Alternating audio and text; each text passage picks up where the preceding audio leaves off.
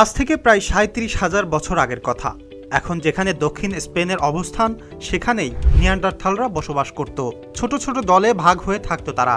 এরও কয়েক হাজার বছর আগে ইতালির ফ্লোগ্রিয়ান ফিল্ডে অগ্নি উৎপাতের ঘটনা ঘটে, যার সরাসরি প্রভাব পড়ে নিয়ান্ডারথালদের জীবনে। সম্ভবত তারা বুঝতেও পারেনি তারাই এ প্রজাতির শেষ অবশিষ্ট। অবলুপ্তির সময় ঘনিয়ে আসছে। তখনও তারা পাথরের হাতিয়ার তৈরি করে, পালক ও শামুক দিয়ে গয়না বানিয়ে ব্যবহার করে, এমনকি পশু পাখি শিকার আর মাশরুম খেয়ে দিব্যি দিন কাটাতো। তবে নিয়ান্ডারথালদের বিলুপ্তির গল্পের শুরু আসলে আরও হাজার হাজার বছর আগে, যখন তারা বিচ্ছিন্ন হয়ে ইউরো এশিয়ার সবচেয়ে দুর্গম অঞ্চলগুলোতে ছড়িয়ে পড়ে। এই একা হয়ে যাওয়া এবং তাদের জনসংখ্যার হ্রাস পাওয়াটাই বিলুপ্তির দিকে নিয়ে গেছে। আনুমানিক ৩৪,০০০ বছর আগে নিয়ান্ডারথালরা পৃথিবী থেকে বিলুপ্ত হয়ে যায়। তারা ছিল আধুনিক মানুষের নিকটতম আত্মীয়। বিলুপ্ত হওয়ার আগ পর্যন্ত তারা আমাদের সঙ্গে একই জায়গায় একই সঙ্গে বসবাস করত।